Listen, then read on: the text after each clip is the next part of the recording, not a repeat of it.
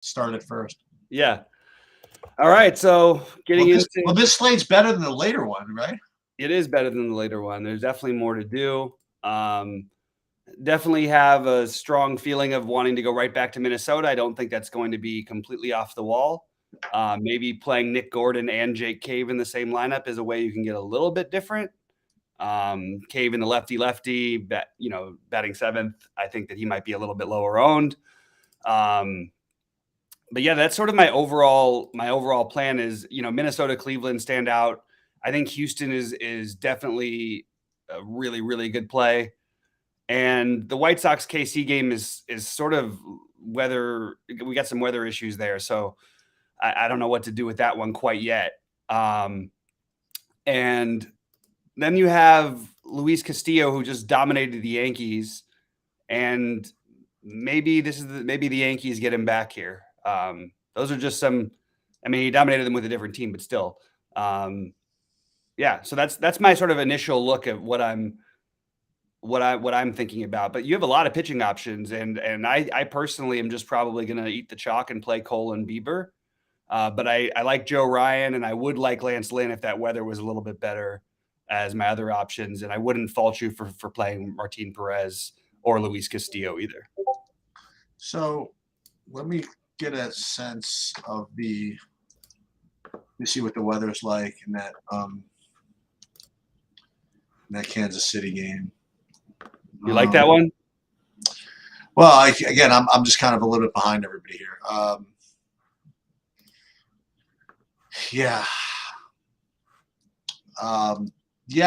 did like that. First of all, pitching wise, I'm going to redo these a little bit, but I'm kind of inclined to be on the same page as you as Cole, and then Bieber and Lynn. But like you said, you got to watch the weather over there, and then also just like you, maybe little slivers of Ryan and Perez. I didn't quite get to Castillo, but like you said, it's going to bring his best, right? His first start at Yankee Stadium. You know what I mean? Like he's yep. It's definitely interesting spot. And as far as the teams go, my first build, I have to redo them, was tied between three teams, and that would be Minnesota, who you mentioned, Kansas City, and then Baltimore. And then after Baltimore, I had a little of Cleveland and Arizona, but I got to research the Baltimore again. Why am I getting that? Everybody, it's the old Perez thing. Everybody loves to do it. Oh, right. Okay. But Perez has been back and been on fire lately. But hey, you know what? This is a small enough slate. I'm not going to fault anybody for playing Baltimore. I'm a little more on the Perez side myself. I said that Minnesota and Cleveland stood out. I actually have Texas as my number 2 stack today. And maybe I'm just being greedy from trying to get my Minnesota and Texas yesterday. But by the way, it's hot in Minnesota. Wind's blowing out to right center field at 16 miles an hour. Wind's a little bit more crossfield, but at 20 miles an hour in Chicago and a little bit going out to left if that game does play. So these are all interesting-ish spots, I think. And that's why the total in that the White Sox game is a little higher than it normally would be, because Brady Singer was the guy I was actually thinking of at low ownership earlier today because of how bad the White Sox have been. And Brady Singer he's put up 32 and 33 in his last 2 games against Tampa Bay and the Yankees. The White Sox. That's all. Yeah, the White Sox have been one of the worst offensive teams in baseball against righties all season long, but they have been a little bit better lately. But I think that I'm trying to just not playing too many lineups on this early one because most of the tournaments sell out by the time that I'm up because I'm on the West Coast. Right. But Minnesota, Texas definitely stand out as my favorites. Yeah, so Brian Brooks is coming in with confirming what you had just mentioned. Winds blowing out hard in Minnesota. Yep. And you could do the other thing too. Joe Ryan, I believe in the talent. He's going to be very good, but you're going to get a very low owned anything from Detroit. And I think that everybody, Baez and Riley Green probably, along with Eric Haas, maybe the best plays. You could always throw Jonathan Scope in there at 2,600.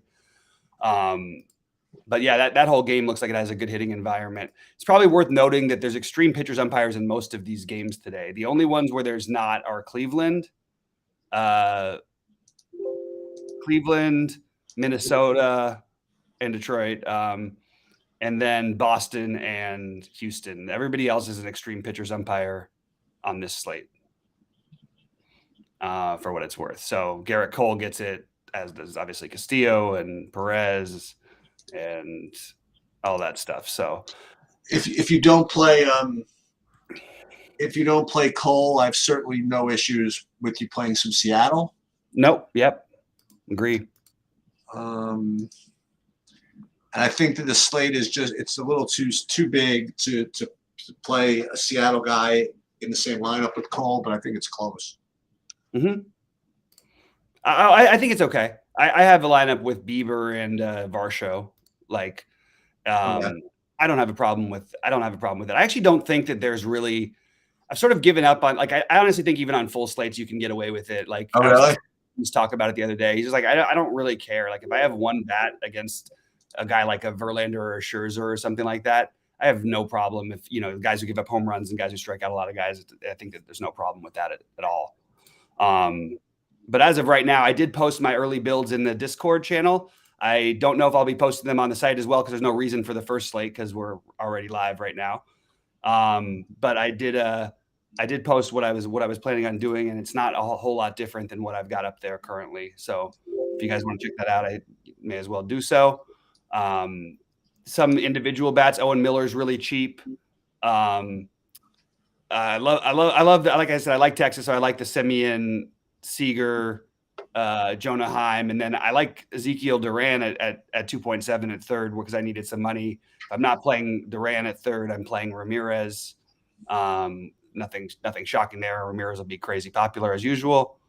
And then one thing you could do if you want to get different also with this stack of Minnesota, just because I'm very focused on this stack.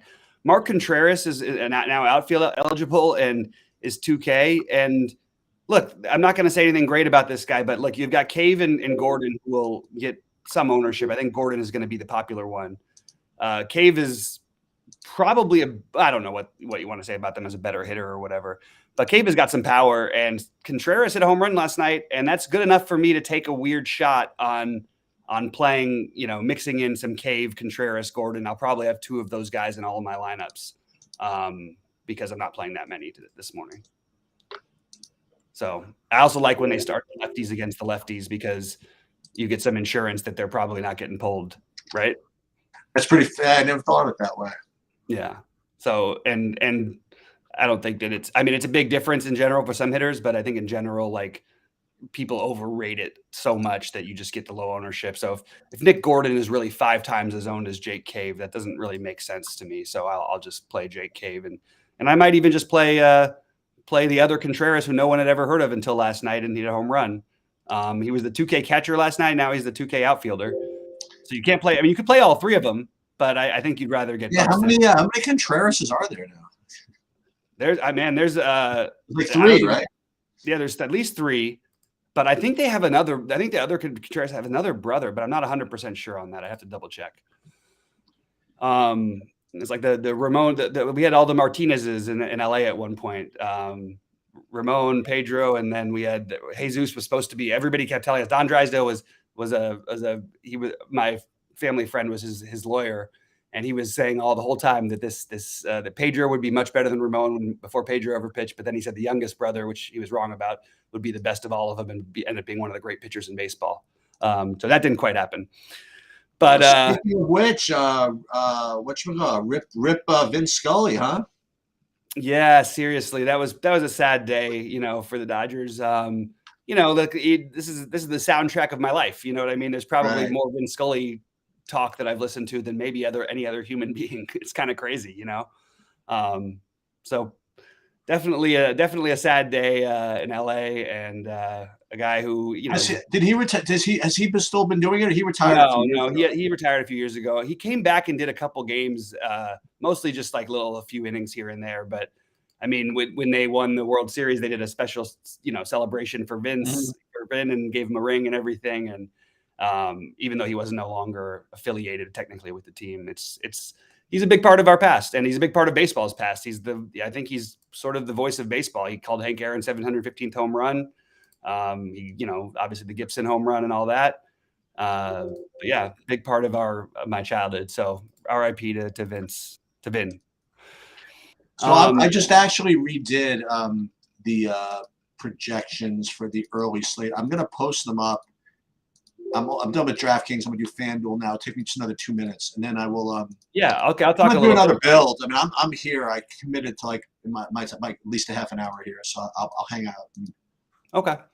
Yeah, I didn't have anything. All that the FanDuel tournaments. I don't even like. I couldn't even find them at first, and then they realized they actually did have them, but not exactly the funnest tournaments. When there's a $4.44 that's a 2K for first, and then there's a $33 that's like $50 for first. Yeah. So I just couldn't get in on any of those tournaments. It's just hard for me to get too excited about that. Okay, so let's do this. So we're gonna upload this right now. Who are you playing, Rody? What are you doing today? Yeah, let us know what you guys are doing. Pop in any questions or thoughts. How are we getting off the board? I mentioned my trying to get creative with the what's it called side of it. The excuse me, the Minnesota side of it. You know, playing Contreras and Cave, and you know, in one of my lineups, and then playing Gordon and Cave in my other one. I don't think that those will be double paired very often on this slate, and I'm not full 5-man stacking. I'm going for the 4-mans today. Now, how are you doing that exactly? Are you're manually just making sure that you do 4-man max? Yeah, I'm just looking at it. Yeah, that's right. I've got a 4-3-1 and a 4-4 and a 4-2-2, a 4-2-1-1. What do we got here, Tony? You like the Astros and the Tigers? Yeah, I could get behind that. I mean, the Joe Ryan is there's a good chance he goes out there and has the highest scoring slate of anybody, and then there's a good chance that he just gets completely wild again. It's just really hard with the Tigers to find, you know, like I like Haas. I think he can hit better than most catchers. Riley Green, I believe in the talent. Javi Baez, we know he's talented. Other than that, you're sort of just filling in like little funny pieces with guys who don't really have any upside, and you would certainly not play as one-offs. That's just the way I view it. But I can get behind that. Maybe a 3-man from the Tigers and a 4 or 5-man from Houston. I do think that Houston against Hill, who's probably not going to pitch that long, so sort of a bullpen-ish game is my guess. I think they make a lot of sense. I think they're going to have some pretty decent ownership, but the Tigers won't. So I like that if you're going to combine those. I have to say, Tony, I kind of like that. The Tigers here, especially on a sheet slate where you're not going to need, in my opinion, where maybe you won't need that many points here either. I mean, like I think that this could be one of those slates where 50% of your team's points are going to come from your pitchers. You know, and you get Buxton in, and I think a very relatively, you know, very fairly soft 5,600 for him actually. Hitting first. Yep. Yolmer Sanchez. I'm looking at some of these guys I'm showing up with. Yolmer Sanchez from Boston. What about Boston? No, I mean, I don't think there's anything wrong with Boston today. I like the matchup. You've got Tommy Pham in the lineup too now. It's to be a little bit of a, you know, you don't have JD, but like at least getting, you know, having somebody else there who's somewhat capable. Verdugo's really cheap. Christian Arroyo's minimum cost. Bobby Dahlbeck power at the bottom of the order. I personally am not getting to Boston because I still think Urquidy is pretty, you know, I think he's better than people give him credit for, but I don't mind at all if you want to go that direction. I don't think they're going to get much ownership. Yeah, I'm kind of in Tony's world here with this Detroit thing. I think Detroit, Minnesota. So Arias is out, right? That's yeah. Which I actually like better because no power top of the, like I'm stacking Minnesota, but I'm not playing Correa and Polanco or Urshela. You're usually under on Correa. Yeah, and because there's better shortstops. He's a good hitter who's not a great hitter, and he doesn't have a ton of power. So I would rather, I'd rather play Corey Seager. And is Luis Ariz still leading the American League in hitting or not anymore? I don't know if he is anymore, to be honest with you. Okay. I do like what Rhodey's mentioning in chat about the the Yankees for some home run spots, especially the low owned Judge thing. Like, will Judge actually be low owned? I don't know about that personally. Wait, hold on. Is Judge not in the lineup today? No, that's what he was saying. Oh, I thought Judge was in the lineup. Wow. You're saying any Yanks for a couple of homers, low owned, no Judge. Yeah, I think Rizzo will be popular. I don't think anybody else is going to stand out as being a particularly strong play against Castillo, who's good against righties. Boy, it's got to be tough to give Judge a day off these days. This guy's chasing some history here. Yeah. Yeah, no Garlic in the lineup. I have no problem with that. I'm very cool with the. I mean, we're not talking about a 13-game slate where we need the premium version of our lineups.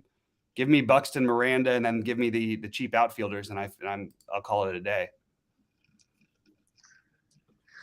KCR Chicago White Sox. I'm just looking at what time that game starts. 2 Eastern. Okay, all right. So if we wait, you can always pivot to Baltimore, Texas if that game gets a late postpone, right? Yeah, I have to look. I haven't looked at the whole weather throughout the day. I mean, because they have all day to play it. You know what I mean?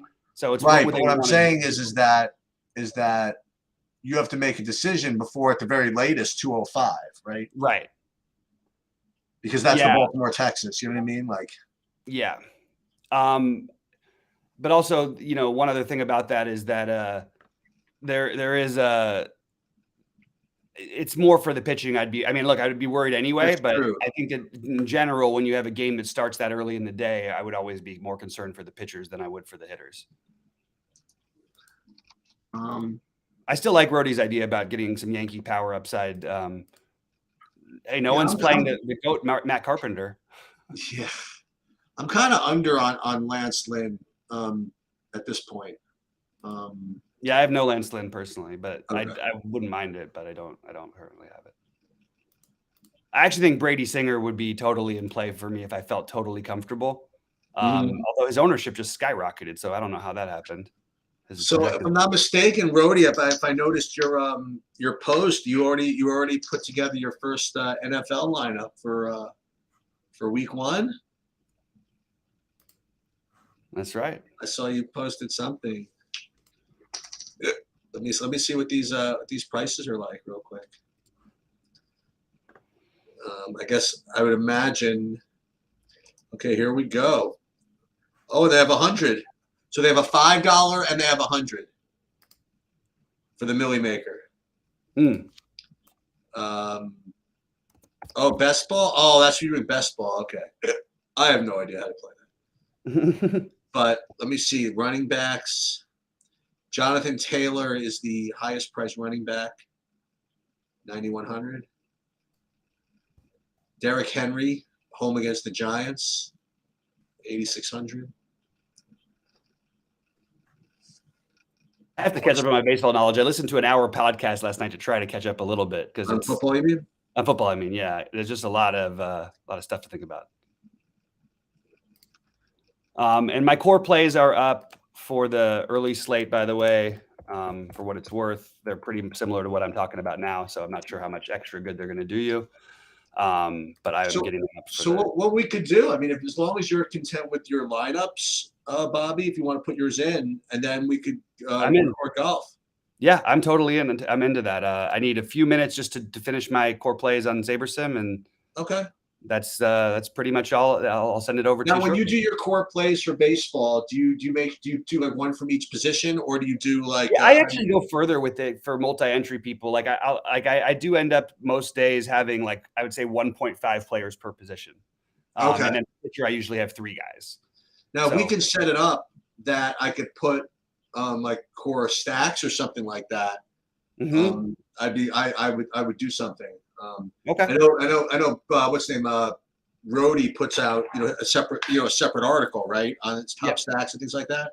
But even if I could do it even within SaberSim, so I could click off a couple of things. I would do that. But we'll put that in our next meeting, I suppose. Yeah. Yeah. Oh, and just so you know, still one other little success to relay. Didn't win in baseball, but I took down a seat to the League of Legends qualifier today. It's a There you go. $1,900 worth of a ticket, which is nice. That'll be played out sometime between now and the end of time. So that's good. MMA is, I'm already preparing for the MMA card. Just a whole nother, hopefully another big weekend. We'll see how it goes. Yeah. So why don't we put your lineups in, send me an invite for golf. We'll do golf, and then I'll Okay. let you know about whether I can be on live later. All right. Sounds good, man. Okay. All right. Take it easy.